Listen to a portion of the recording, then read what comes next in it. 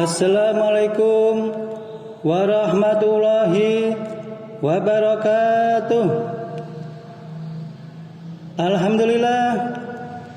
Alhamdulillahi rabbil alamin. Asyhadu an la ilaha illallah wahdahu la syarikalah wa asyhadu anna Muhammadan abduhu wa rasuluh.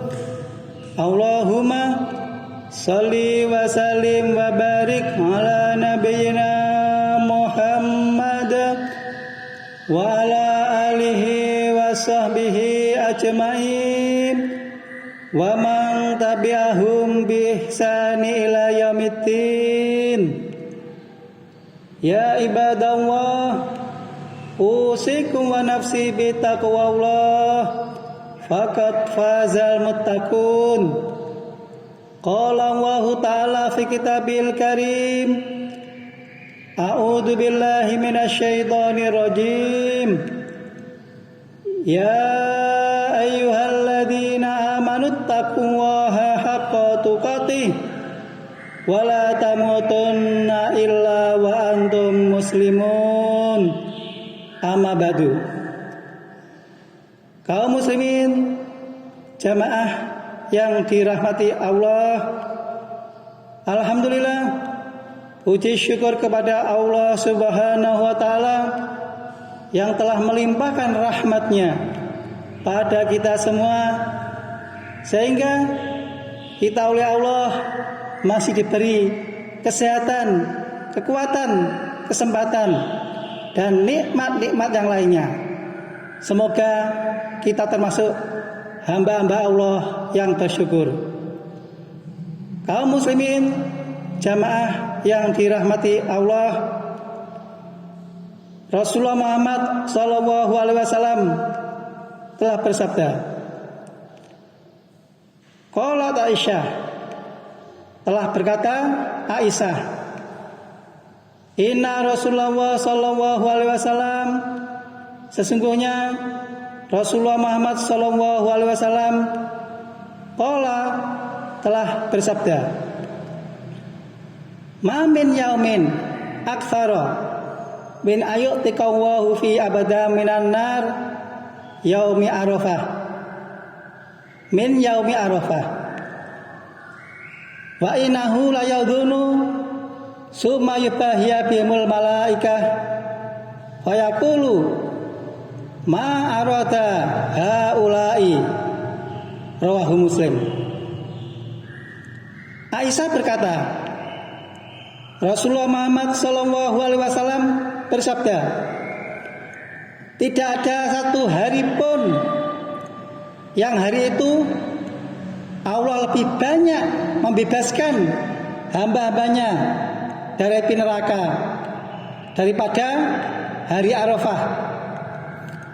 Pada hari Arafah itu Allah turun, kemudian membangga-banggakan mereka, orang yang wukuf di Arafah itu, di depan para malaikat, seraya berfirman, apa yang mereka inginkan.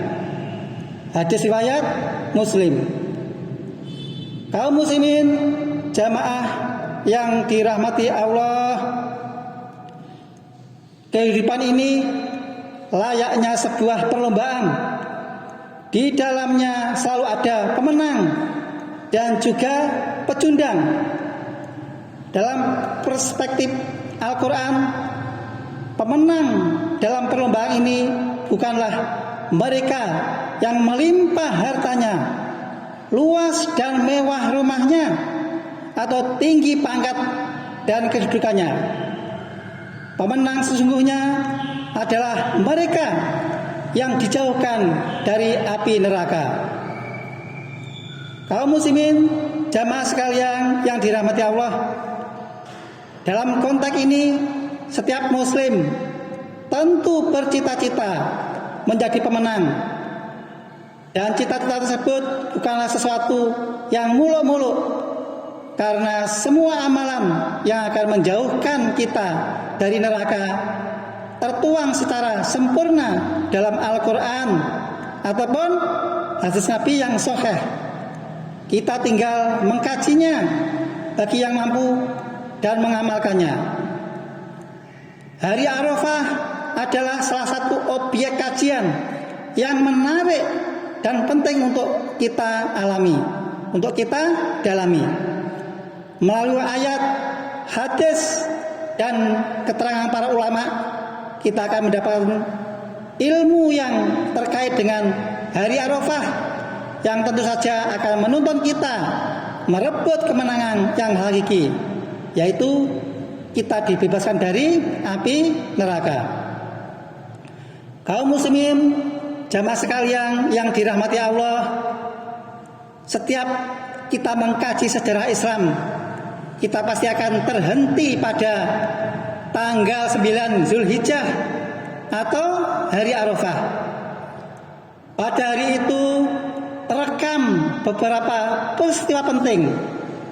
Sebut saja misalnya penyempurnaan agama Islam yang ditandai dengan turunnya ayat ketiga surat Al-Maidah. Orang Yahudi yang mengetahui hal itu bahkan sampai berkata kepada Umar, "Wahai Amirul Mukminin, jika saja ayat itu turun kepada kami, maka pasti kami akan menjadikan hari turunnya ayat itu, hari Arafah, sebagai hari raya." Sahih Bukhari hadis nomor 6726. Kaum muslimin, jamaah sekalian yang dirahmati Allah, namun yang membuat momentum Arafah begitu penting dan istimewa bukan saja karena nilai sejarah yang ada di dalamnya. Hari Arafah ini terasa sangat penting karena Allah Subhanahu wa taala berjanji akan memerdekakan sebanyak mungkin hambanya dari api neraka pada hari Arafah itu. Karena Imam Nawawi berkata ketika mengomentari hadis ini secara gamblang menunjukkan keutamaan hari Arafah. Beliau juga menyatakan bahwa hari yang paling afdal, hari yang paling utama dalam setahun adalah hari Arafah. Kaum muslimin, jamaah sekalian yang dirahmati Allah, bagi kaum muslimin yang sedang menunaikan ibadah haji, wukuf di Arafah merupakan momentum yang sangat dinanti-nanti. Bukan saja karena hari itu yang menjadi inti pelaksanaan haji, namun berdasarkan hadis di atas, pada hari itulah Allah Subhanahu wa taala akan mendekat dan membangga-banggakan orang yang sedang wukuf di Arafah di hadapan para malaikatnya. Kenapa Allah Subhanahu wa taala membanggakan mereka, orang yang wukuf di Arafah? Jawabannya ada dalam riwayat lain yang dibawakan oleh Abdul Razak dalam musnadnya. Sesungguhnya Allah Subhanahu wa taala turun ke langit dunia lalu membanggakan mereka, orang-orang yang sedang wukuf di Arafah, kepada para malaikat seraya berfirman, "Mereka adalah hamba-hambaku. Mereka datang dalam keadaan kumal dan berdebu karena mengharap rahmatku dan takut azabku. Padahal mereka belum pernah melihatku. Lalu bagaimana jika saja mereka melihatku?" Kaum muslimin, jamaah sekalian yang dirahmati Allah, kalau Allah Subhanahu wa taala sudah membangga-banggakan sekelompok orang, itu pertanda bahwa orang tersebut telah diampuni dosa-dosanya. Ibnu Abdul Bar berkata ketika mengomentari hadis di atas, ini menunjukkan bahwa mereka itu diampuni sebab Allah Subhanahu wa taala tidak membangga-banggakan orang yang berbuat salah dan dosa, kecuali jika mereka sudah bertobat dan mendapat pengampunan. Adapun mendekat dan turunnya Allah tentu kita imani sesuai maknanya. Kaifiat, cara dan hakikat bagaimana Allah mendekat, bagaimana Allah turun, kita tidak mengetahuinya dan pantang untuk dipertanyakan. Begitulah metode ulama salaf dalam memahami nas-nas yang menyebutkan sifat-sifat Allah. Dengan pemahaman ini, insya Allah kita tetap selamat dan tidak kebingungan dalam menyikapi nas-nas yang menyebutkan sifat-sifat Allah. Kaum muslimin, jamaah sekalian yang dirahmati Allah, keistimewaan hari Arafah tentu bukan milik para jamaah haji saja. Segenap kaum muslimin pada hakikatnya memiliki peluang untuk meraih keutamaan hari Arafah. Bahkan ada hadis Nabi yang ditujukan secara khusus kepada mereka yang tidak menjalankan ibadah haji. Rasulullah Muhammad SAW pernah ditanya tentang puasa Arafah dan beliau menjawab, puasa Arafah menghapuskan dosa setahun sebelumnya dan setahun setelahnya.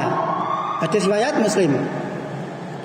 Kaum muslimin, jamaah sekalian yang dirahmati Allah, Syekh Saifur Rahman Al-Barakfuri berkata ketika menjelaskan hadis di atas, disunahkan berpuasa hari Arafah bagi yang tidak sedang berada di Arafah. Adapun bagi yang sedang di Arafah, maka dimakruhkan atau tidak disunahkan berpuasa. Jamaah sekalian yang dirahmati Allah, selain berpuasa, amalan lain yang mesti dilakukan adalah banyak berdoa dan banyak berzikir. Dalam Syarhul Muwatta disebutkan bahwa zikir dan doa yang paling banyak berkahnya, paling besar pahalanya, dan paling berpeluang dikabulkan adalah zikir dan berdoa pada hari Arafah. Oleh sebab itu, amalan ini mesti kita kerjakan, mesti kita kejar. Dengan mengamalkannya, peluang meraih kemenangan berupa pembebasan dari api neraka bisa kita dapatkan. Kaum muslimin yang dirahmati Allah, membaca hadis di atas kembali menyadarkan kita betapa pemurahnya, betapa penyayangnya Allah Subhanahu wa taala kepada umat Islam ini. Allah mensyariatkan banyak amalan yang secara fisik sangat ringan, namun manfaatnya sangat luar biasa. Ini adalah karunia dan nikmat yang jauh lebih berharga dan sangat kita butuhkan. Membaca hadis di atas seharusnya selalu menumbuhkan tekad dan mengalirkan semangat untuk selalu maksimal di bulan Dzulhijjah, terutama di hari Arafah. Sebab betapa ruginya jika peluang dan penawaran yang sangat kita butuhkan itu terlewatkan begitu saja. Kapan lagi kita bisa melebur dosa jika momentum seperti ini tidak kita manfaatkan? Aqulu qouli hadza astaghfirullah li wa lakum wa li sairil muslimina min kulli dzamb fastaghfiruh innahu wal ghafurur rahim.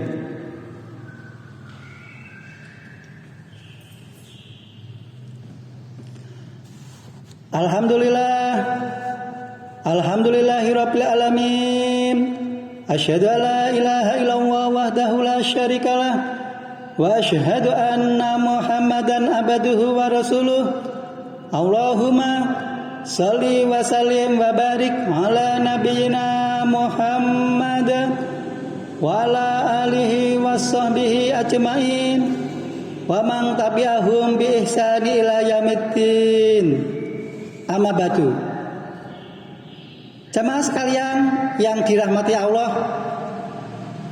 dalam hadis lain disebutkan dari Ibnu Abbas radhiyallahu anhu, ia berkata, Rasulullah Muhammad sallallahu alaihi wasallam bersabda, "Ma min ayyamil amalus sholih fiha ahabu ilallahi min hadhil ayyam, yakni ayyamal ashr."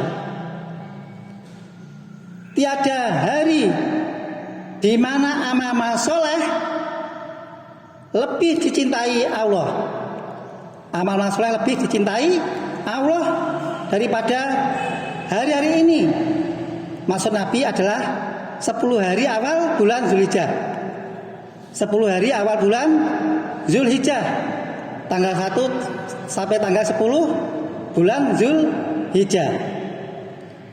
Qalu ya Rasulullah, para sahabat bertanya kepada Rasulullah, "Ya Rasulullah, wala jihadu fisabilillah." Walaupun dibandingkan dengan jihad di jalan Allah, apakah amalan 10 hari di awal bulan Zulhijjah itu lebih utama? Qala, Rasulullah menjawab, wala jihadu fisabilillah. Walaupun dibandingkan dengan jihad di jalan Allah, jihad fisabilillah. Padahal jihad di jalan Allah itu taruhannya nyawa, taruhannya mati. Ila rajulun kharaja binafsi wa mali falam yarji min dzalika bisyai'in. Kecuali seseorang yang keluar dengan jiwa dan hartanya, kemudian ia tidak pulang dengan membawa apapun darinya. Mereka kecuali seseorang yang jihad di jalan Allah dengan membawa semua hartanya, kemudian dia mati. Nah, ini baru amalnya sebanding, amal sebanding dengan amal-amal soleh yang dilakukan di 10 hari awal bulan Zulhijjah. Hadis riwayat Bukhari. Jamaah sekalian yang dirahmati Allah, jadi Rasulullah Muhammad SAW telah menganjurkan kita untuk mengejar amalan utama yaitu 10 hari di awal bulan Zulhijjah. Kita hendaknya kita kejar untuk melakukan ketaatan dan beramal soleh. Karenanya bersegeralah menyambut kebaikan yang Allah sajikan di hari Arafah dan 10 hari awal bulan Zulhijjah, tanggal 1 sampai tanggal 10 hari awal bulan Zulhijjah. Jangan pernah menunda-nunda kebaikan tanpa sebab yang syar'i adalah bagian dari skenario setan. Mari kita berlomba dalam kebaikan. Semoga usaha dan kesungguhan yang kita kerahkan mampu mengantarkan kepada kemenangan yang kita cita-citakan. Mudah-mudahan Allah Subhanahu wa taala melimpahkan rahmatnya pada kita semua sehingga kita dimasukkan ke dalam galangan hamba-hamba yang soleh, hamba yang bertakwa, hamba-hambanya yang senantiasa taat kepada Allah dan Rasulnya. Mari kita berdoa. Allahumma sholli ala Muhammad. Alhamdulillahirabbil alamin. Allahumma fir lil mu'minin wal mu'minat wal muslimin wal muslimat al ahya'i minhum wal amwat. Innaka sami'un qaribun mujibud da'wat. Rabbana dhalamna anfusana wa illam taghfir lana wa tarhamna lanakunanna minal khasirin.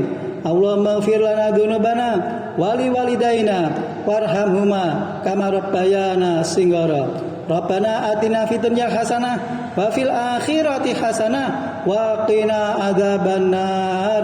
Walhamdulillahirabbil alamin. Aqimis shalah wa la dzikru akbar. Assalamualaikum warahmatullahi wabarakatuh.